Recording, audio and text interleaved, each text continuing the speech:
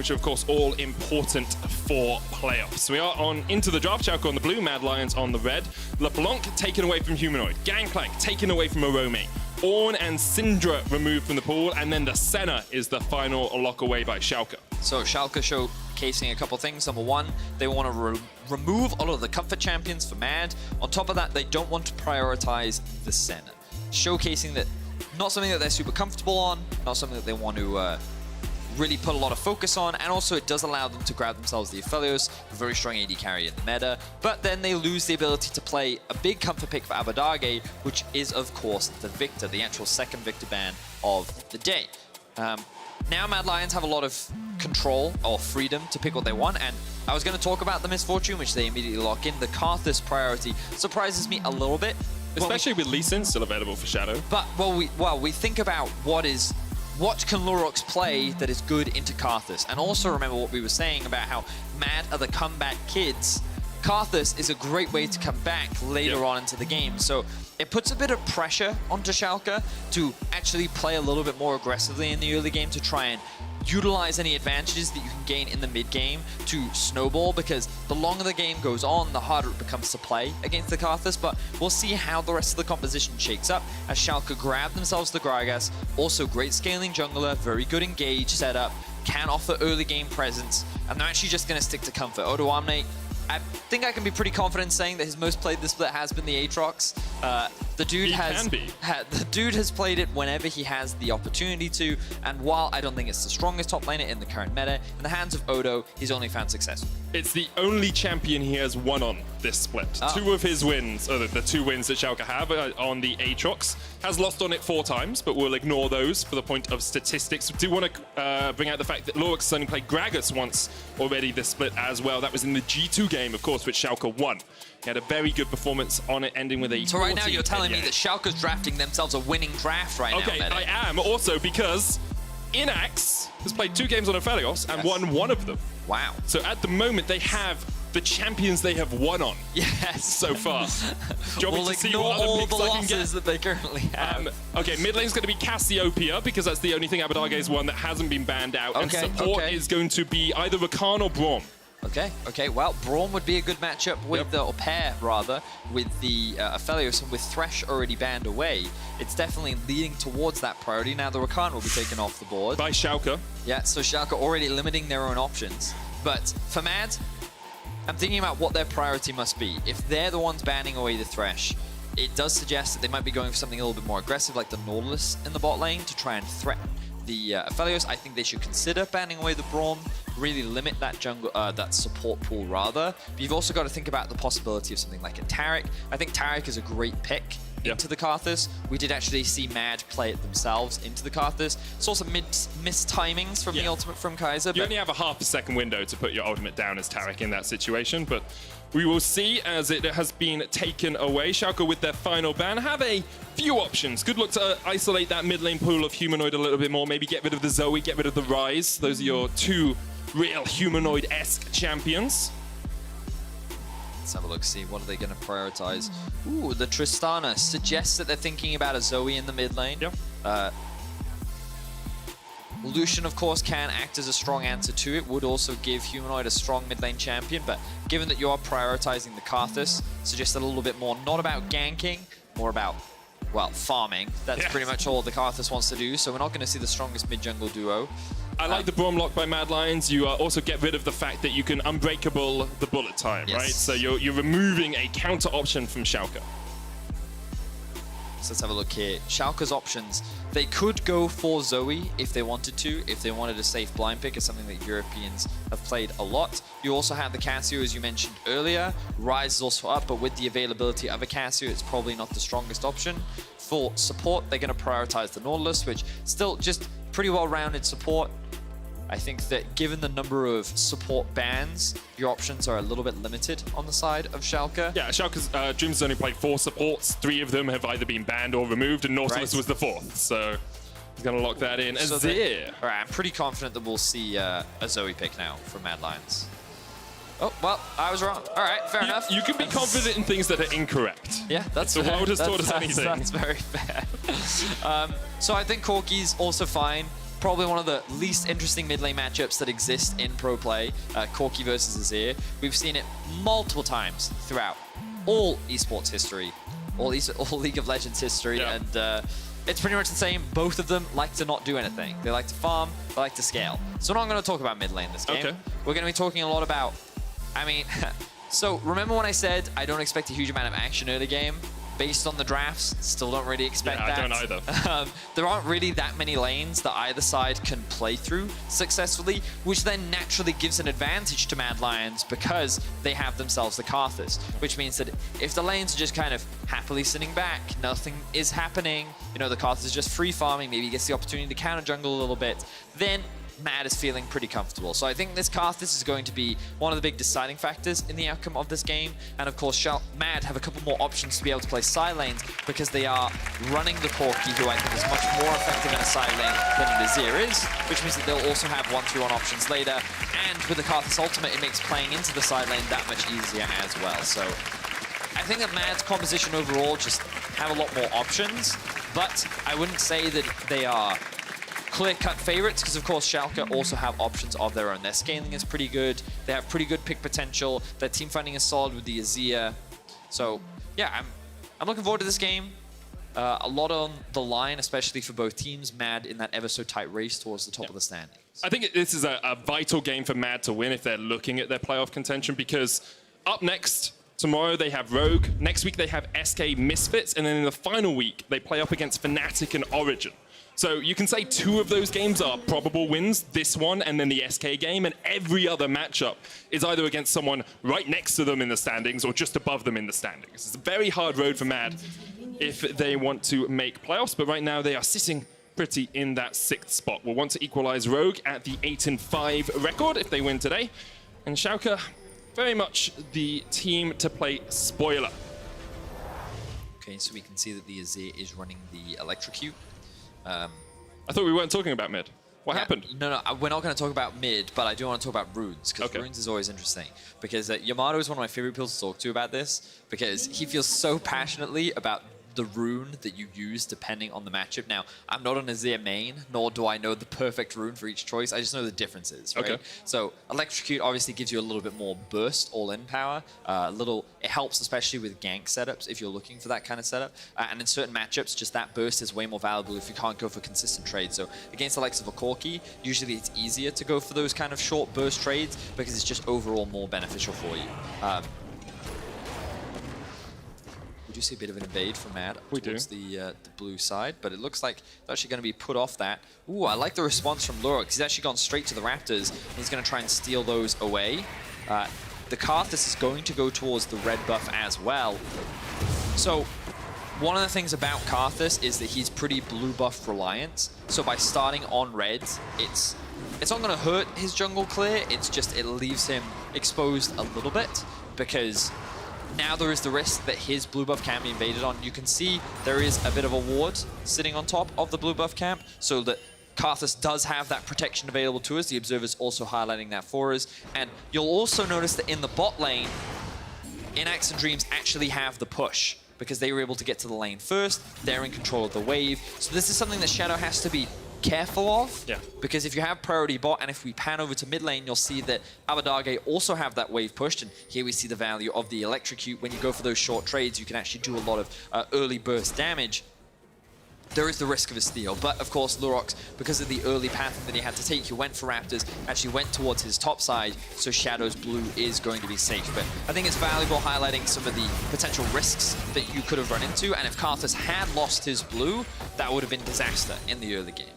Really costs you a lot on the Karthus when you want to be spamming out those layer wastes. Of course, very good at taking single target camps is the Karthus, because of the extra damage you get from the Q. I think he's just good at taking all camps. Yeah, I mean, he definitely is. But you're right. Of course, the bonus damage that you do get from the Q on single target is very valuable. One of the reasons why it makes his clears so fast, but he also has AoE with his E, which he can toggle on and off. Which is extremely effective against Krugs as well. So I just think that he's one of the best power farmers in the game. I think the only other jungler that has a faster clear than him is Dr. Mundo. But yeah, it's a commonly seen jungler there, Medians. Yeah, I tried jungling him once, wasn't fun. Killed myself in the jungle a bunch of times. So what Schalke are now doing is gaining control over the bot side of the map because that's where they have prio. You will notice that in the top lane, Odoamne was being pushed back by Arome. Now the wave is bouncing back towards him, and Odoamne just has to be very careful. Normally in this situation, you actually want your jungler to be pathing top, because with the wave getting ever so close to the tower, there's always a risk of a gank. And so Odoamne, he could be in some danger right now, because this is not the situation he wants to be in, but he has good sense to ward, but not to the face of a Karthus. Will be forced away, can just use the Umbral Dash to get across that wall, or around that wall, and gets himself to safety. You can see the damage that Shadow can do. Pretty darn effective. He'll get himself a Scuttle Crab that was one secured for Lurox on the bottom side. Lurox didn't decide to go for the level 3 back with the Predators. Instead has actually done a full clear of his jungle, including that bottom side Scuttle Crab. Bear in mind, he still has an advantage over the Karthus because he stole away the Karthus' Raptors, which kept Shadow down a little level, but he's now caught up to that now at level 4. And so what you're seeing on top lane right now is why I hate playing top lane. Yep. So I tried playing top lane for a little while because the champions are so fun. Mordekaiser, Set, Dr. Quinn. Mundo. Yeah, Mundo. Like, these champions are super fun in top lane, honestly. But you're actually, like, really reliant on where your jungler is relative to where the enemy jungler is. And it's actually very easy in a long lane like this to have the wave frozen. And it's harder in bot lane because there are 2 people. There's that additional source of wave clear. But in top lane, if you overstep, if your wave gets frozen in an awkward spot, then it can be really challenging for you to break that without your jungler. And you could see that in that situation, Odoamne, he's now at a CS deficit because he was zoned away from the farm. And that's because he just couldn't approach the wave because there was no jungler in the vicinity and his jungler was on the bot side of the map. And that's not to say it was Lurox's fault. Due to the early pathing, he ended up in this situation. But because of the wave state, Odoamne ended up losing some of that farm. And that's why I personally hate playing top lane. And I have so much respect for pro top laners because you're so reliant on your jungler and the positioning of the enemy jungler as well. You should just play top lane in my games because the enemy jungler is always in bottom lane. Right. In my games. So, with the perfect duo there, yes. Aroma's going to push the wave in, has hit level 6. He'll back, get off a cheetah recall, as we call it. Means he doesn't have to teleport back into the lane, but nor did Odoamne. So neither teleport's going to be burnt there on the top side. So that's because the wave was bouncing towards Odoamne. Now, Odoamne didn't get the opportunity to set up a freeze because the wave was so big and he didn't have a wave. So he's just going to catch that. But now what he's doing is he's hard shoving the wave in, which because you're on Aatrox, you can do very quickly. And this may force Arome to either TP or at the very least lose some farm. So I like the response here from Odoamne because now, again, he'll get the wave pushing back towards him. And like top lane is all about wave management, knowing when and where to use your TP. And I had a great conversation with Odoamne last week in his matchup against Bwipo, and he talked to me about some of the mind games that go on where sometimes using a TP early can force your opposition to TP, knowing when to cheetah recall. Like, there's so much wave management involved in top lane. It's honestly super fascinating. And that's why it was great that we got Bwipo on the desk and he gave us so much insight on the top lane. It's like a very complicated lane that often gets ignored because nothing happens there. But it is, honestly, it's a very fascinating lane. It definitely is. While we were chatting, Schalke did manage to secure the first dragon of the game, the Infernal, for them down towards that bottom side. Lurox is looking for a gank down here as well, but there's a ward that will spot him out. Has got a level advantage over Shadow, who's just been happily farming up on the Karthus. Should be up towards that level 6 pretty soon. And yeah, he's very close. Either after Raptors or certainly after Red, he should be able to hit that level 6 mark. And that's where things for a Karthus always get spicy. Because, of course, you can gank from anywhere on the map. So you can both farm and gank at the same time. Are we expecting to see Mad try and use that level 6? Because you've also got Humanoid who can get a package relatively soon. Are we expecting to see them try and set up a play? So, here's the problem that Mad have. Their comp, or at least, actually, let's go back to the draft. In draft, they intentionally took the Braum away because they wanted to deny that bot lane away from Inax, with the Aphelios. Yep. And it, ooh, hang on, there's a bit of an invade going on. We might have to stop for a second. Shadow low on mana, gets it. But top lane does have priority, so Shadow has a way out, and he is safe. We need to see Lurox actually going for the enemy blue buff right now. That's the correct play, because you can't obviously contest this, but you can trade, because you have prio on the bot side of the map, and you have river control. It's not going to do it. He's not going to do it, and like he should be aware that his top side is just being stolen away right now. And Schalke's response is to try and collapse, but good vision control from Mad means that they're going to get away with this, and now they're going to lose their opportunity to steal the enemy blue buff away. So early opportunity lost there from Lurox, where he should have tried to trade rather than answer, and now he's going to end up paying for it because the Karthus will end up getting double blue. That control ward that was just cleared out by Lorux was the savior of Shadow. Wasn't spotted the first time Abbedagge came around, and then Shadow was able to steal away the Gromp, steal away the blue, and get out because he knew when Lorux was on his way. Abbedagge is just going to dodge away here with the shifting stands, and now Mad, very strong Karthus, are going to look to try and fight around the Rift Herald. So very quickly, the thing I wanted to point out was that Mad's engaged is not actually the strongest. The best way for them to get a fight is around objectives like this. But top lane is pushed in favor of Schalke. Odoamne can move down first. The TP has come in from Abbedagge, and both teams posture around the Rift Herald. Shadow down to half HP already. Odoamne trying to come in. Abbedagge is going to come from the bottom side of the fight. Rift Herald down to 3,000. Arome jumps in, but the face breaker doesn't really catch too much. Dream jumping in onto Kaiser as well. Shadow's down low. Has to use the smite really early as Arome gets the first kill. He's going to fall, but Rift Herald does go across towards Mad. Shadow secures it. Has the flash out of the back of the pit if he needs to. Humanoid being chased away. Shadow will use his flash. And in the end, it's a 1-for-1 trade, and Mad get the Herald. Yeah, Mad walk away with first blood and the Herald. So it's actually a very favorable trade for Mad. They'll be able to catch the top wave as well. And the fact they were able to walk away with that objective, they only lost one member. Props to Arome. It really felt like he just gave away his life here to secure this objective for his team, because keep your eyes on Arome in this situation. He actually just walks past Odoamne. He's like, I don't care about you. Interrupts the E from Lorux so that he still keeps the Gragas near him, allowing him to ult, and then Dreams flashing away to safety actually only flashes into the fist of Arome, and of course he ends up giving away his life, but his whole game plan was to keep Schalke distracted while Mad finished off the Rift Herald. So it does cost them a couple of summoner spells, but they walk away with a valuable objective, which when playing against an Azir, very important. It allows you to play more aggressively against that tower, secure some of those plates, maybe even secure that objective, which against a champ like Azir can be obnoxious because of his wave throw.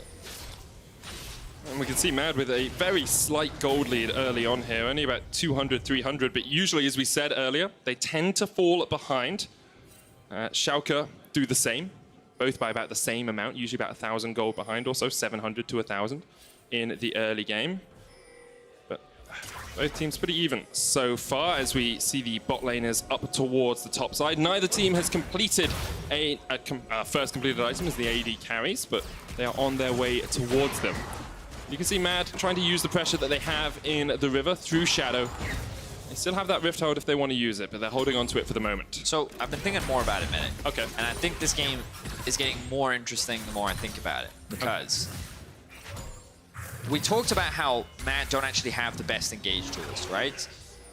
The easiest way for them to start a fight is for Arome to find a flank, or for Schalke to start an objective and then counter. Okay. Right? So this means that Schalke will often have agency when it comes to starting objectives, because Mad can't just start them for free. Because if they do, it's a lot easier for Schalke to engage than it is for Mad to engage, than for Mad to re-engage on a team that's posturing around them in the objective. Now, in this situation, of course, they know that the bot lane is topside, they know that they have push in mid and they have push in bots, they got a favorable trade, so in this situation they will be able to get an easy objective, but as the game progresses, I think that Mad will either need to look for these free objectives, or they'll actually need Schalke to start the objectives in order for them to find a fight. They're now actually going to look for a dive. Odoamne doesn't have ult, doesn't have flash, doesn't really have anywhere to go as he dodges away from the Skittles. Humanoid is on his way down, but Lorux is there for the counter gank. Arome going in, look for the face breaker. The Infernal Chains aren't quite going to pull him back. He was able to just get out of the side of it, but he's knocked back underneath the turret.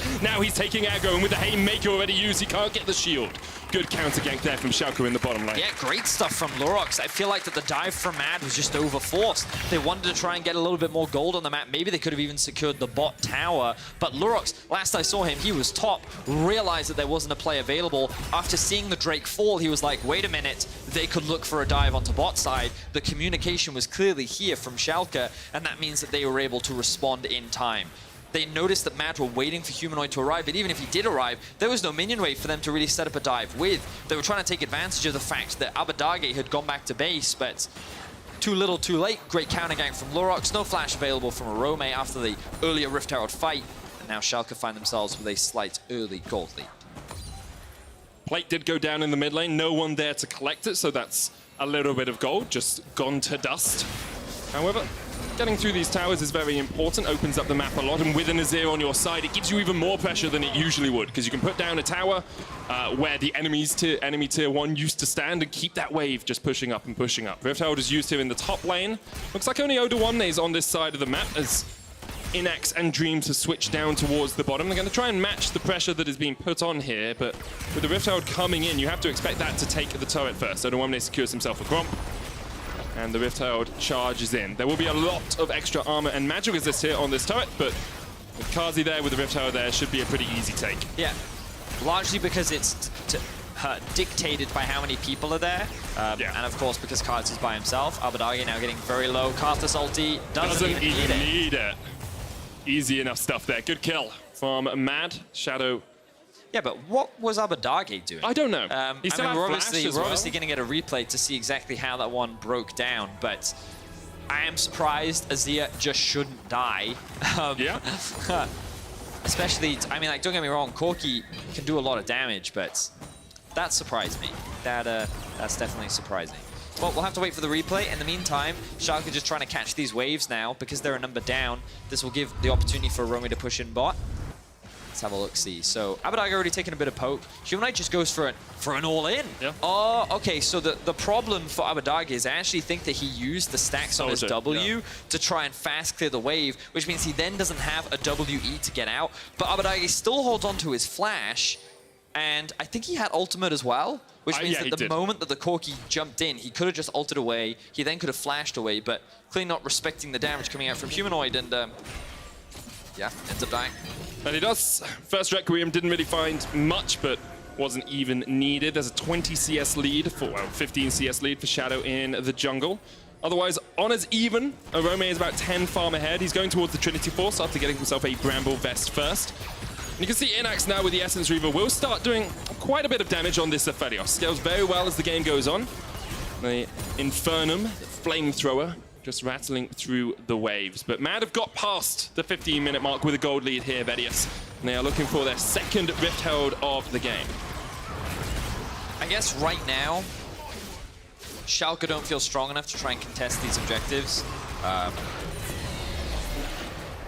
They had their bot lane in the mid lane. They also had TP available on Abadagi. They were in a position where they could have answered, but clearly suggesting, okay, right now, we don't feel that strong. But the game is only going to get harder. You've got to remember that Karthus in the later stages, very obnoxious. They're TPing behind them. Abadagi is going to run straight into the face of Humanoid, and now he might have to flash. Puts down the Emperor to survive. The Blast Cone keeps Humanoid in place, but the final auto attack's not quite enough. Lorax has to flash the wall as well as Dreams goes in with the Dredge Line. Not sure he wanted that bite. Moonlight Vigil comes out from Inax. There's the route, the stopwatch used by Dreams. Good knockback by Lorax as he tries to get out of the back of the pit. And Schalke are able to escort Abadagi out alive. I am surprised that Schalke were able to disengage from that situation, but they managed to pull it off. You said it, Matt, don't have the engage tools. They couldn't follow up the chase. For sure, but that looked more like a collapse rather than engage initially, and the fact that they were able to barely get away was impressive stuff from the Schalke squad. Mad now investing a lot of flashes. That Shadow Flash gone, Kazi Flash gone, and Kaiser Flash as well. So a lot of summoner spells used on the side of Mad. Same can be said for Schalke, but it will give Odoamne the opportunity to get some gold into his back pocket. He was just free farming in the top lane. Of course, multiple members of Mad on the bot side of the map, but Mad gonna trade this for an Ocean Drake. It feels at some point Schalke do need to take the imperative when it comes to these objectives, because you said it early on, Mad don't really have as many engage tools as they'd like, so sometimes they're going to wait for Schalke to start up an objective and then collapse on them, try and find the fight there. But Schalke haven't really started any objectives. They let Mad get the second Rift Herald, they just let Mad get another Dragon, and although the gold is pretty even, those extra objectives are going to start stacking up for Mad Lions. I mean, they're probably not too afraid right now. They also recognize that they scale well themselves, and we talked about it, right? Like, in terms of scaling, the thing that's going to be harder is this Aatrox value. I think the Aatrox will get harder to play into the later stages of the game. However, I kind of took a lot of inspiration for what Grabs was saying on PGL. Aatrox can be used in a variety of different ways because of his wave clear, it's actually very easy for him to get priority on a side lane, which means he can then flank and collapse. Now, when you have a flashless MF, that's like the prime target for a flanking Odoamne. He does have the teleport, so if Schalke can either get deep vision or Odoamne can use his wave clear on Prio to be able to move before Arome can, then it's much easier for him to get onto the back line than, say, Arome. So it's funny because you have both top laners kind of looking for this flank to try and dive onto the enemy carries and shut them down as quickly as possible. Of course, the hardest part about the late game fights is if you kill Shadow, his ultimate is going to come through and it's going to devastate the team fight. Now, right now, it's not that scary. Yeah. Only a jungle item and an Oblivion Wall. That, for sure, Shadow is not weak, but he's not at the point at which his ultimate will just single-handedly win your team fight. However, when he hits level 11, once he'll either go for a Leandries next, or he'll go for a Death Cap, depending on how much gold he's sitting on and what he wants to prioritize.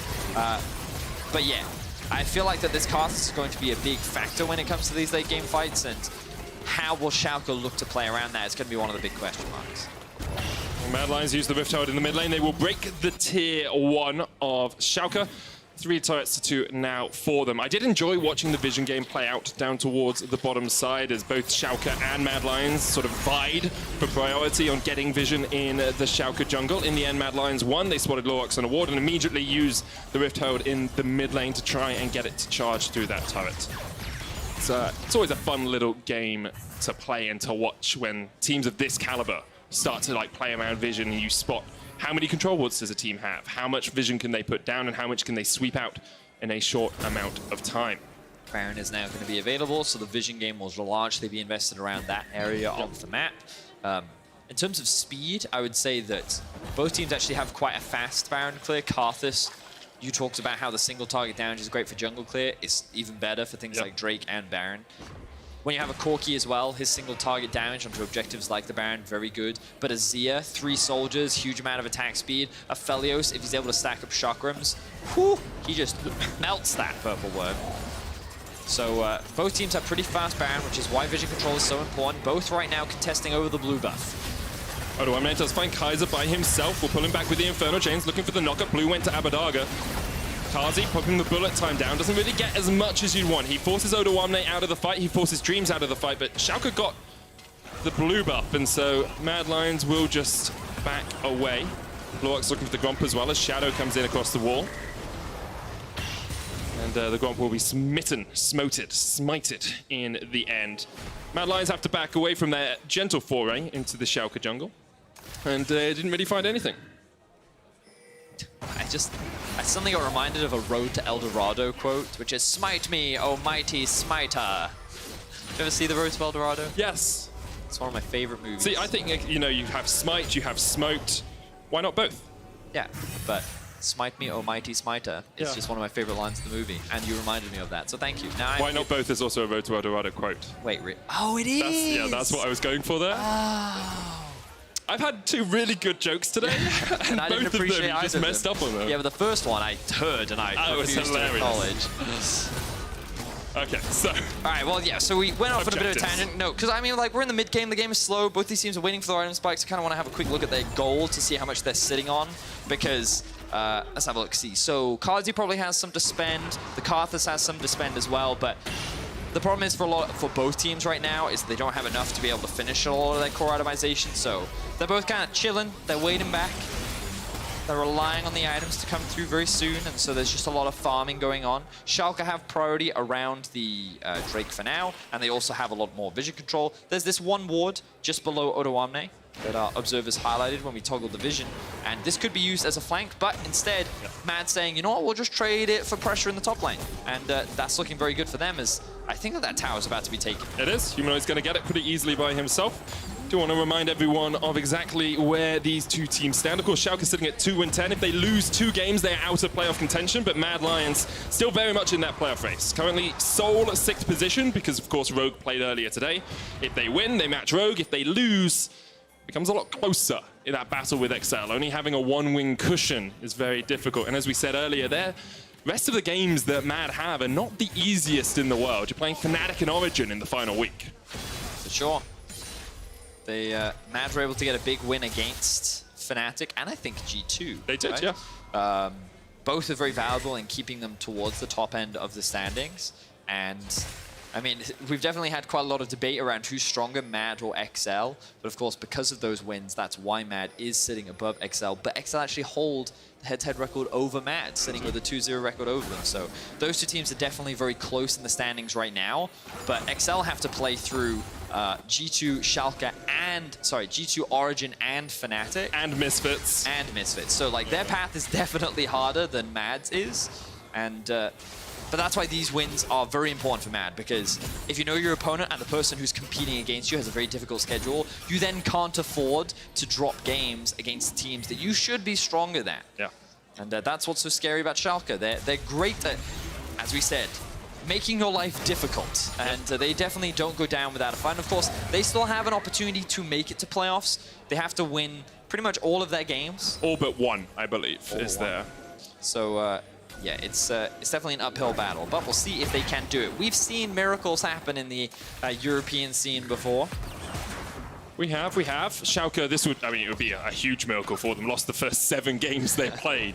To come back from that would be something truly special. But for now, they will be focusing on this specific game. As you said, the Baron is live. Last week, Schalke were able to get a Soul, a Baron, and an Elder and still lose the game against Origin. I'm sure they'll be hoping, obviously, that that doesn't happen today. And we are starting to see those second items come out. So both AD carries now in a very strong point. You've got the Infinity Edge, Essence Reaver finished on Kazi, the Essence Reaver and the Runaands, and it appears the beginnings of an Infinity Edge for Inax. Slightly ahead, just, you know, the Cloak of Agility versus the BF Sword.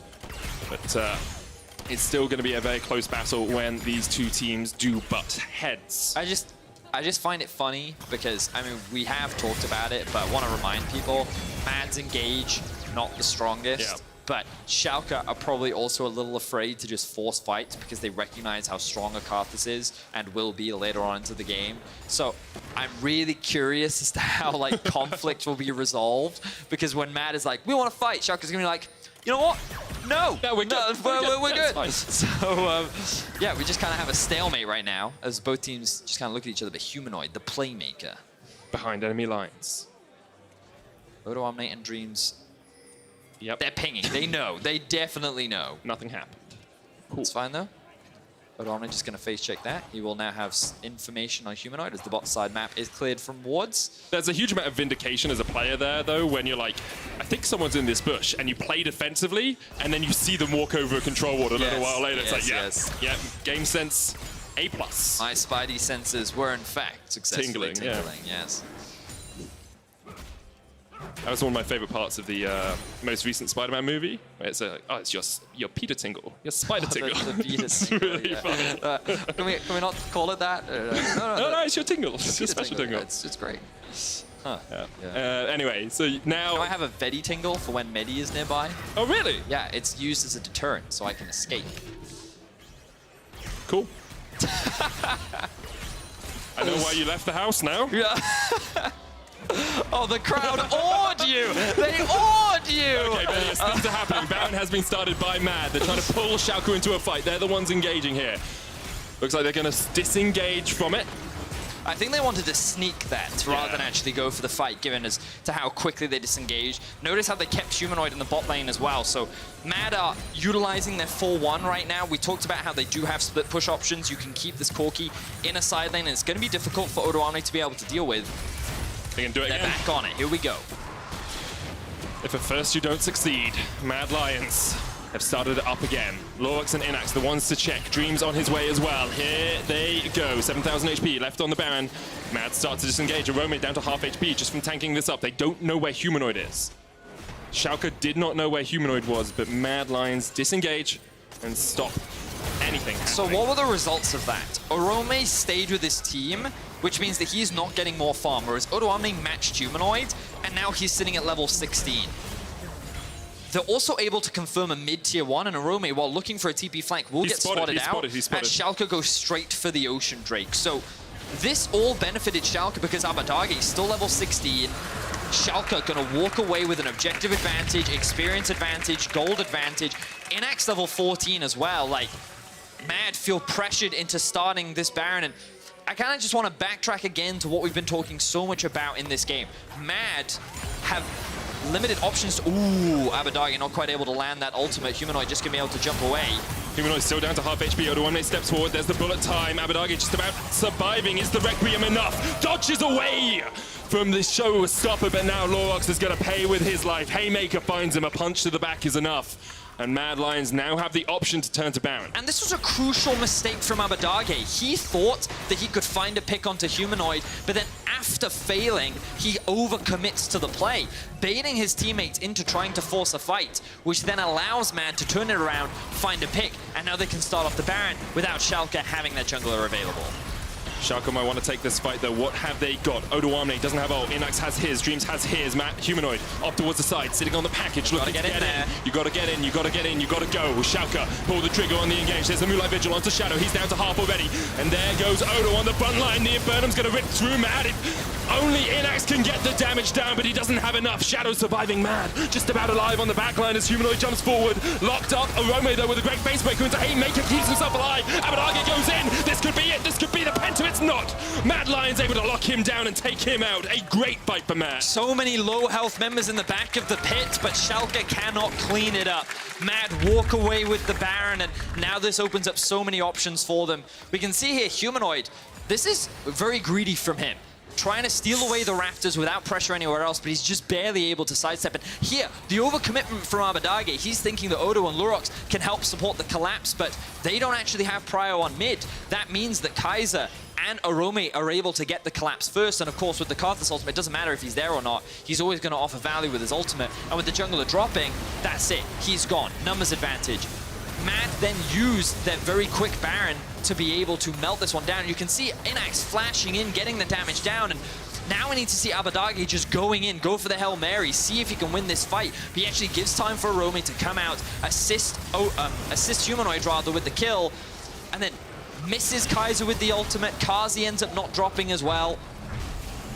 Abadagi wasn't able to make the play happen, and Mad walk away with the Baron, and now so much more control over the game.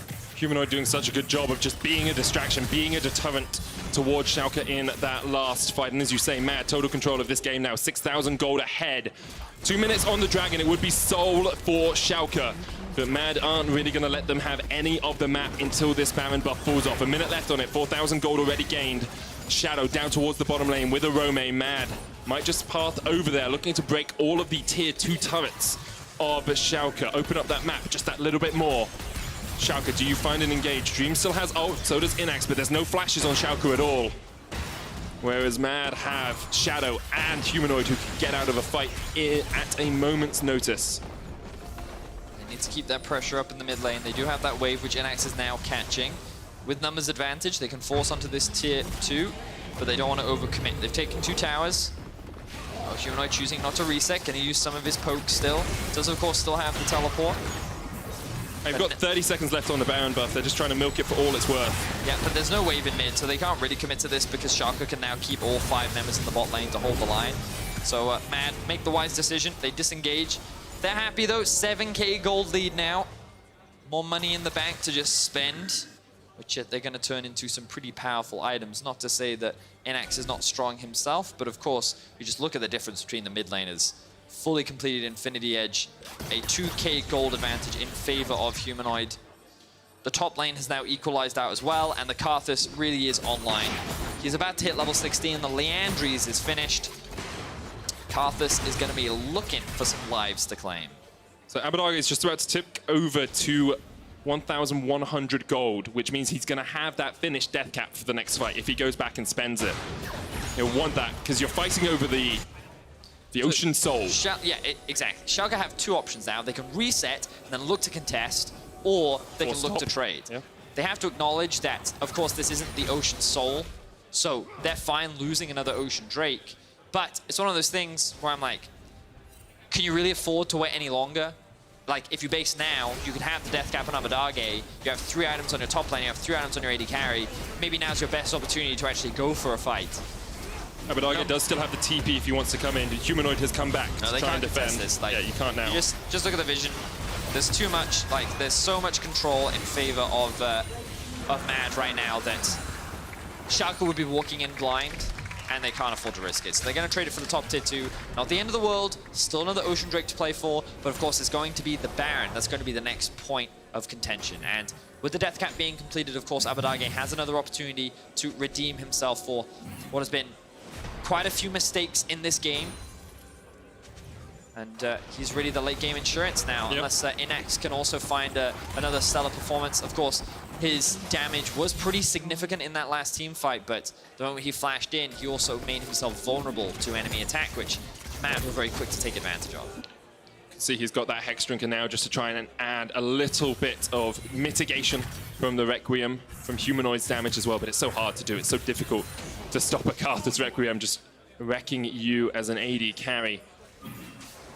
And you said it earlier, Vedius, Schalke are just, they're exasperating to play against sometimes because they are good at just making you work for every second of the game. And they've done that again here. They made a couple of mistakes, but even after that, they haven't just turtled and died. They have pressure in the side lanes. They're getting turrets. They're getting a little bit of gold where they can. And that gold lead, it did balloon up to about 8,000 at one point. Now it's down to about 6. They're going to keep pressuring in. It's only a Rome here to defend, but they decide they don't want to go for it. So I think Schalke's strat now is to actually not try and fight and to instead go for almost a G2 approach where they go for a split push style. Yeah. They have double teleport, Odoame and Abadage, and maybe their logic is, okay, let's not fight them because in reality they actually can't force on us. So let's instead just try and play more towards the side lane. Maybe we can find a pick. Maybe we can punish Mad for overextending, but Mad's not biting. They're not taking the bait. This is going to give them full control over this objective. The observers just highlighted for us the amount of vision control that Mad do have over the entrances to the jungle, and you can see it on your screen right now. And the river is also entirely clear of vision from Schalke, so this area is dark. Thank you once again, observers, for helping us highlight this. They're going to push in mid, make their way back towards the Baron, and they're going to look to rush this down. Karthus is level 16, Lurox is level 13, so the smite damage alone is going to be dramatically different. Here we go. This is going to be it. What will Schalke do? Will they look for the split push? Will they look for the team fight? Abadage's just been oscillating back and forth in this top lane. Shadow actually down to about a third HP here, but the Baron already down to 4,000. Here comes the teleport as Schalke look for it. Lorax gets a control ward in the back of the pit, and Mad have to disengage. But Mad get the TP out from Abadage, which is still a big win. Now they look for the re-engage. Oh, Lorax takes half his health from a single auto attack from Humanoid. Humanoid takes nothing in return. A Sentinel goes down, but that's not going to be enough. Schalke now do have mid prio. They can push in, but Humanoid is here to stop it with the static shiv. That wave play is even stronger than normal on the Corki. Level 18 versus level 13. Now 14, but you can see how powerful levels can be on top of the fact that Humanoid is quite fed. Now he has his eyes set on Abadage. Doesn't break the Banshees, which could be important. Mad trying to get that mid prio we always talk about. You can use it to push in towards the side. Odoamne realized that Mad would be coming across here, so got a little bit of damage down onto Kaiser, but not enough. Now, if we could bring the items back up, we'll notice that a lot of the vision is now disappearing. Control wards don't exist for either party. The supports have run out of stacks as well. Only Kaiser with one ward left, which means that this vision fight can't keep going on because the number of resources to wave pit is limited, so a fight's gonna start. Shadow down to half, the root comes out, there's the knockback, but Shadow goes the opposite direction. Orome's trying to jump into the back of the fight as Kazi steps forward. Orome holds up, Humanoid fighting against Odoamne up towards the side of this as he's about to fall, but he goes Gordon just at the right moment, just at the right second, and Lorax goes for the engage. He pops his stopwatch too as they're now stepping forward. Kazi not pulled back by the chains, he's able to survive, but Mad split up. Schalke gonna step back, reset, reassess, and they find a kill in what could be a very important fight. They don't get too much out of it, Vedius, but it shows that Schalke are still here to party. Yeah, they're still keeping the game surprisingly even, especially when you think about the situation that they find themselves in with Lurox being so underleveled.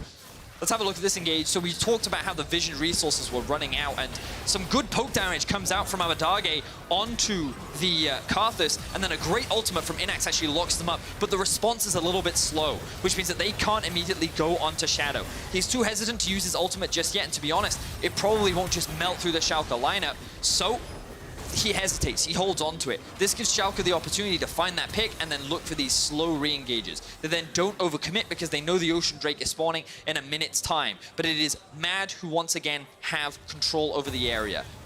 Schalke do have the Scuttle Crab. That will give them pretty effective vision for the moment. They know that Humanoid is there. They know they have a little bit of safety. Schalke have... Oh, TP. Here we go, here we go. Mad Lions looking for the TP flank as Arome does have the showstopper, but already the Ocean Drake's gone. They get the soul, it's secured by Mad. Lorux in the pit is melted in a heartbeat, and here comes Arome. Showstopper to all 4 of them. Kaiser jumps forward with Glacial Fisher. It's all on Inax, it's all on Abadagi. You've got to turn this fight around right now. Otherwise, with the Requiem coming out, you're just going to get taken out. Humanoid dives off towards the side. It's Inax and Odoamne who get the kill in a 3v4. Schalke have to do something here because Mad Lions are going to start regenerating very quickly. Yes, they certainly are, Medic. Mad was so quick to rush that Ocean Drake down that Schalke never had an opportunity to respond. Now with 4 people alive, Arome and Kaiser can tank this one up. They're just going to melt through the Baron, and Mad will put themselves in the favorable position again. But Inax is here. He doesn't have the ultimate available, does have flash. Inax has the Cleavum and the Infernum. He could shred through Mad Lions in just a second. And here he goes. Kazi trying to put the damage down. Kazi wins that 1v1, but here comes Abadage. Now, there's Pinsard. They're flanked. Odoamne jumps back into the pit. Arome almost falls, but look at the healing on him. The Ocean Soldier so much. Abadage, you shuffled him the wrong way. Kazi able to survive for the second, but here comes Inax. That's one. They're looking for more. Inax, are you going to step forward? Because Odoamne is there by himself. Cleavum doesn't hit from long range. Arome still tanking up. Shadow able to get back, and it looks like Schalke won't be able to find anything more out of this. They got 3 kills. They denied 3 Barons, but Mad still get out. Whew. So a tense team fight around the Baron. Inax, Abadage, and Odo doing what they can. If they could have killed Mad here, they could have stalled the game out even longer. But Mad still walk away with 2 Baron buffs. The Karthus now has the death cap completed. Very tense game, and we can see how Schalke are making this difficult for Mad. So we have to start back with the Ocean Drake. Arome finds a TP flank, but honestly, this TP gets interrupted because you can see the Luden's Echo proc ends up interrupting his home guard, which means he can't suddenly close the gap. But then he finds Odoamne. He's able to shut him down as the Gragas is diving into the pit and has no options. Really good lockup here onto Humanoid. The damage combined from Inax and Odoamne is enough to find that kill. They get a huge shutdown. But with Mad having 4 members alive, they rush the Baron down very quickly. Now we see Inax just dishing out a lot of damage. Mad is a little indecisive as to who they want to focus, but Kazi's focus is clear. I need to kill Inax. He ends up flashing out, getting away to safety. Kazi actually comes back into the pit, and you think at this point he's going to die. But Abadage wants to try and separate him and Kazi. But all he actually does is it gives Shadow the opportunity to then find that pick onto him. And then the Ocean Soul regeneration here. Also Inax too low to really be able to get involved in the fight. Arome gained health during that portion of the fight. Mad was able to disengage, walk away with 2 Barons, and now we'll see if Schalke can hold the line. Very long, drawn-out fight. More items are being completed. Abadage, though, hasn't actually picked up anything extra, whereas we're at full build for Humanoid. And you can see Humanoid's not afraid to take these trades because he's like, hey, bro, I have the Ocean Soul. I'm like all that watery goodness. I'm super hydrated. Hydro homies. So he's just going to keep on getting the poke. Yeah, no, I get it, I know. It was funny. Thanks. I'm focused. So you might wonder why we talk about how powerful the Ocean Soul is. Kazi is regenerating 300 health per 4 seconds upon damaging an enemy. It's actually just crazy. It's so much healing. It's so difficult to burst people down. Where's the Morello? It's not hit. No Executioner's Calling either. No healing reduction right now. I think building Morello because the enemy might get an Ocean Soul is a little bit... No, but now you need one. You definitely do. You definitely do. The healing is too strong. Well, we'll see if anyone changes up their build. No grievous wounds on Schalke as of yet. Baron's gone. Yeah. Mad got, what, I think 1 tier 2 in the top lane? If they hadn't already... No, they already got that before, so they got nothing. So, what we're seeing is Mad's comp kind of struggles to can't actually close the game. So, like, we're full LCK right now, bro. Like, this is prime time LCK in LEC, where kind of you have this constant stalemate, and it's just going to be, unless someone gets an ace or like a TP backdoor, or like, it's going to be a crazy ending. It's going to be crazy. You know what I love? Kaiser has adapted his build for the Soul. Oh, he has a Warmog's armor on Braum. It gives him an extra 99 healing from his total health. Wait, but he's not at 3k yet. Yeah, but so it's not about the regeneration, it's about the flat health that you get from it, because Ocean Soul scales with max health. Of course, okay. Of course, I'm not sure it's the optimal optimization. Wait, but also if he buys, what, like a Ruby Crystal, that'll probably put him over the edge as well, right? Yeah, it would. Damn, all right. Big brain plays. Late game support builds. Honestly, having 2 items of support is late game support build. Morello on Abadage. Oh, look now at we that. have the healing reduction. Okay, but Elder Drake in a minute's time. Will this be the deciding factor?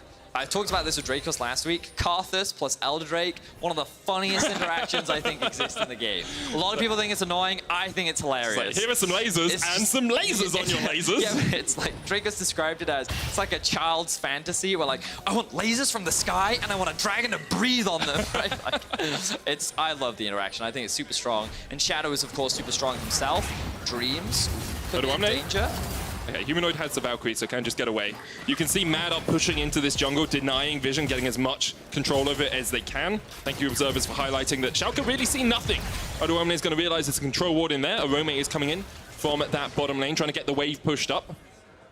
The problem for Schalke is they can't even get mid-prio because Humanoid is holding that. Arome is pushing in bot lane as well, so it's impossible for Matt to even approach, and Shadow can just solo the Drake, to be honest. He does it so quickly on the Karthus, especially at this point in the game. I like that Schalke have invested their 4 into mid lane to try and secure mid-priority, but Mad are contesting them on this objective. Ult goes wide, crucial, because Inax had the Graviton, won't have that CC option available, and now Arome, he's the one to move first.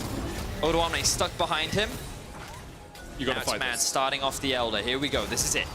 Elder getting chunked out pretty quickly. Lorox tanks a Winters by Arome, looking for the steal, but Lorox is nowhere near this. That Elder Dragon's almost gone, and Mad will secure it. It's Kazi who takes it. And now Mad trying to disengage because they know in just a second, in just a moment, they can go back in.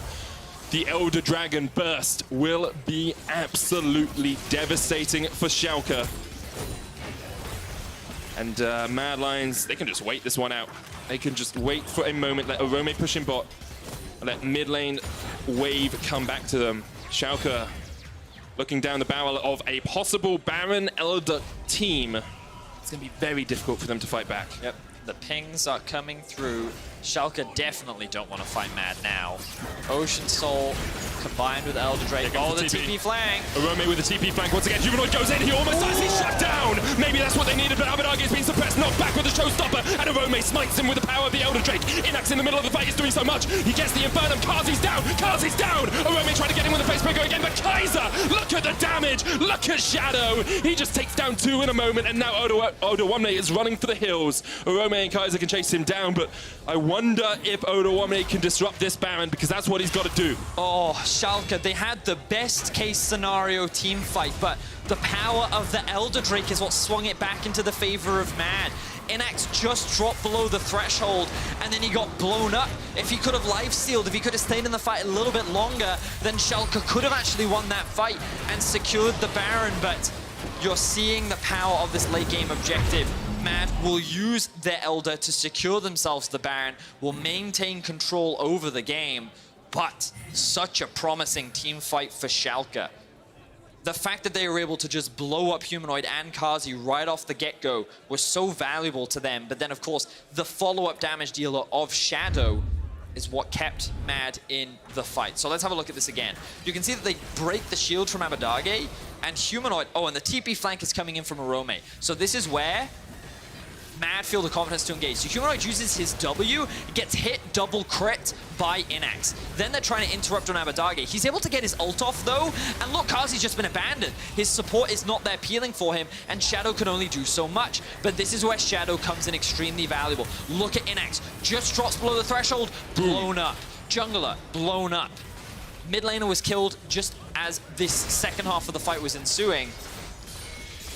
Look at that damage from Inax. Yeah, I mean, Inax it's a battle between Inax and Shadow. That's all it is, these fights. He's becoming so crucial in these fights, and oh man, you can see how tense the game still is. Mad now, still yet to break into the base of Schalke. We're approaching 50 minutes.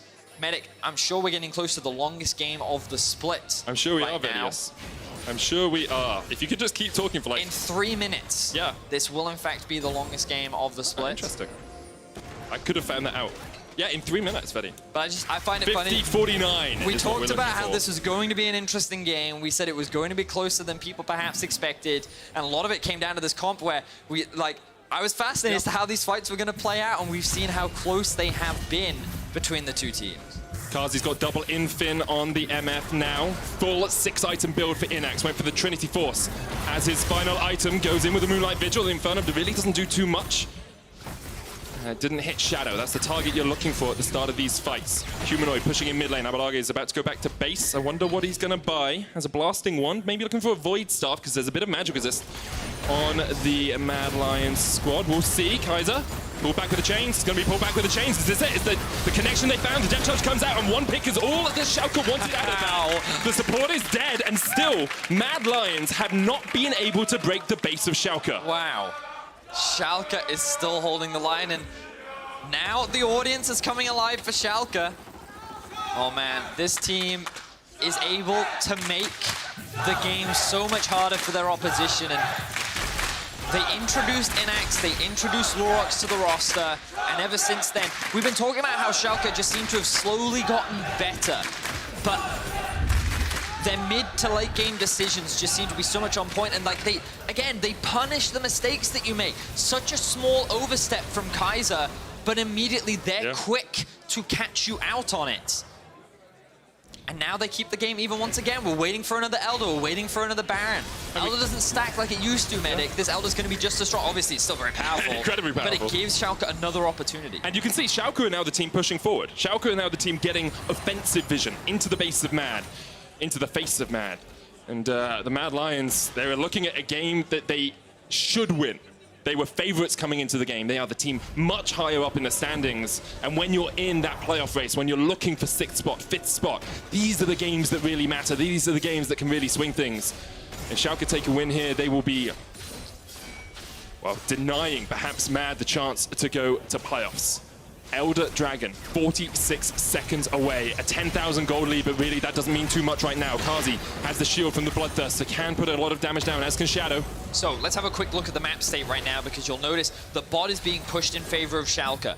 Mid being pushed in favor of Schalke. The Sun Disc also going to guarantee that priority. If we could just have a very quick look at top lane, we can tell which direction it's going in. I think it's slow pushing in favor of Mad right now.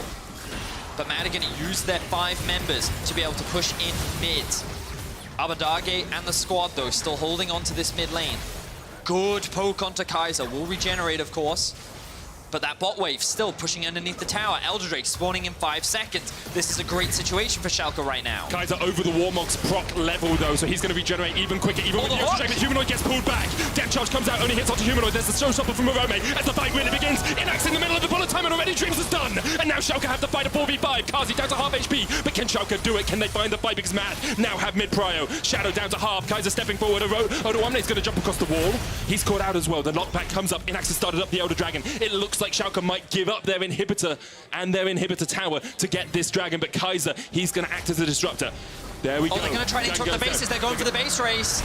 They're going for the base race, Vedius. Can this is they quick. do it? Mad so quick on it. They're pulling the trigger. Inax trying to get back. Kaiser's trying to do what he can. Abadage and Odoamne already back with already. The first Nexus tower's down. And now Mad, they're on the Nexus. Oh, Schalke, not again. It can't happen to them again. Mad Lions walk straight through the front door and take the win over Schalke.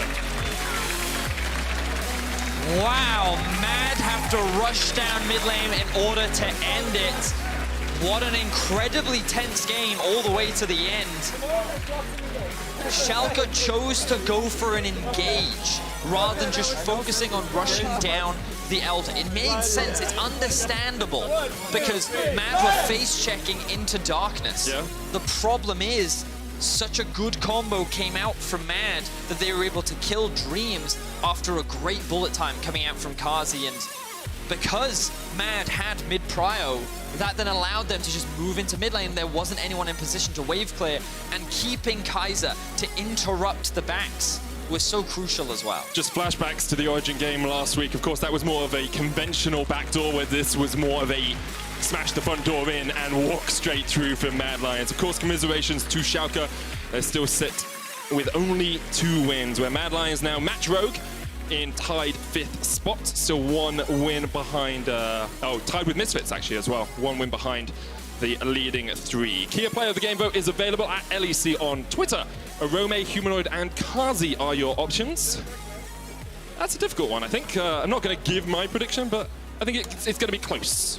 Yeah, I think it's a tough one, because it was like a very team-focused game. And honestly, this game could have gone either way. Very good fight from Schalke, showcasing again why they are this team that makes it so difficult to win against, and a team you always have to respect. Coming up after the break, an interview with Mad Lions' Rome about